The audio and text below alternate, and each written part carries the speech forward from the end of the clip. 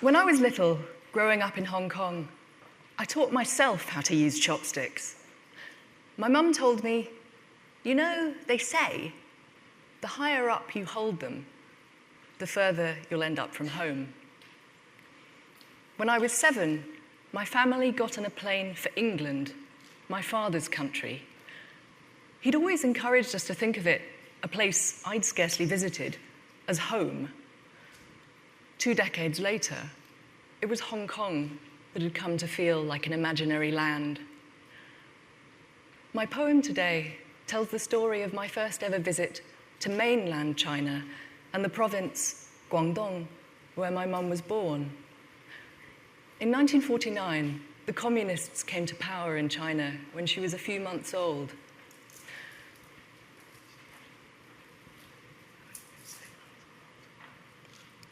Sorry, it's a little bit difficult to talk about. The story, the details are blurry, but we know that she was born, abandoned, probably because she was a girl, and then adopted by a woman who took her just across the water to the safe haven of Hong Kong Island. When I was in my early 20s, much to my mum's worry and dismay, parents, I felt a need to reenact that crossing, which for me became a sort of pilgrimage, bound up with whatever it is that poetry searches for. Except my mum, I've never known any Chinese family, so whenever I go to that part of the world where everyone looks so much like her, I have this feeling like anyone I pass in the street could potentially be family, long-lost cousins, even a grandmother, the real one. At this time, when so many people across the globe are leaving their homes, migration, exile, where we belong, are urgent political questions. As the French Jewish Egyptian poet Edmond Habez once said, the poet is always in a foreign country. He uses poetry as an interpreter. Poetry has been my interpreter in this space between countries, cultures, races. Cross them with me. This is called Crossing from Guangdong. Something sets us looking for a place. For many minutes every day, we lose ourselves to somewhere else. Even without knowing, we are between the enveloping sheets of a childhood bed or crossing that bright, willow-bounded weir at dusk. Tell me, why have I come? I caught the first coach of the morning outside the Grand Hotel in town, wheeled my case across the silent, still dark streets of the English Quarter, the funereal stonework facades with the air of Whitehall or the cenotaph, but planted on Earth's other side. Here, no sign of life save for street hawkers, solicitous arranging their slatted crates, stacks of bamboo steamers, battered woks, to some familiar inward plan. I watched the sun come up through tinted plexiglass. I tried to sleep, but my eyes snag on every flitting tubular tree, their sword-like leaves, blue metal placards at the roadside, their intricate, brooch-like signs in white that no one disobeys. I am looking for a familiar face. There is some symbol I am striving for. Yesterday, I sat in a cafe while it poured, drops like warm clots colliding with the Perspex gunnel roof, to the humid strains of Frank Sinatra? Unexpectedly strange. I fingered the single glossy orchid. Couldn't decide if it was real.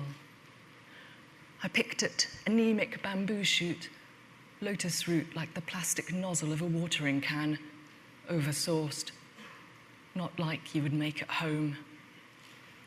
I counted out the change in Cantonese, ya, yi, sam, say, like a baby. The numbers are the scraps that stay with me. I hear again your voice, firm at first, then almost querulous, asking me not to go. I try to imagine you as a girl. A street of 4-story plastered buildings, carved wooden doors, weathered, almost shrines, like in those postcards of old Hong Kong you loved. You, a child in bed, the neighbours always in and out, a terrier dog, half-finished bowls of rice, the ivory mahjong tablets clacking like joints, swift and mechanical, shrill cries, ah-ya, late into the night. My heart is bounded in a scallop shell. This strange pilgrimage to home. The bus sinks with a hydraulic sigh. So, we have crossed the imaginary line. The checkpoint is a concrete pool. The lichen green uniformed official with his hat brimmed in black gloss, his elegant white-gloved hands, his holstered gun, slowly mounts the rubbered steps, sways with careful elbows down the aisle. I lift this crease-marred passport, the rubbed gold of the Rhine crest, a mute offering. 2 fingers brace the pliant spine, a thumb at the edge, an angle exact as a violinist's wrists, flicking through stamps to halt at the last laminated side. He lifts his eyes to read my face.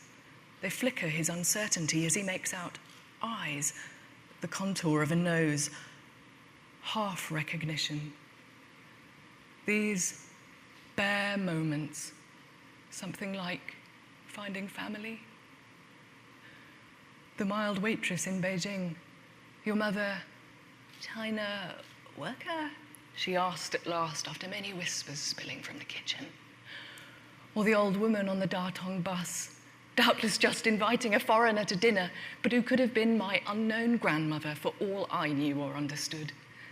She took a look at me and reached up to grasp my shoulders, loosing a string of frantic, happy syllables in what dialect I don't even know. She held my awkward hands, cupped in her earthenware palms, until the general restlessness showed we need the stop. As the door lurched open, she smiled, pressed a folded piece of paper, blue biro, spidery signs between my fingers, then joined in the procession, shuffling off. Some, I realized then, were in hard hats as they dwindled across the empty plain, shadowed by the blackened, soaring towers of the mine.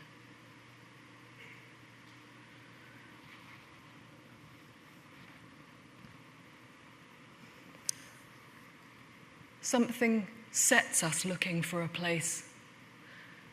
Old stories tell, if we could only get there, all distances would be erased. Wheels brace themselves against the ground, and we are on our way. Soon, we will reach the fragrant city, the island rising into mist where silver towers forest the invisible mountain across that small span of cerulean sea. I have made the crossing, the same journey you, a screaming baby, made sometime in 1949, or year 1 of the fledgling People's State. And what has changed? The near empty bus says enough.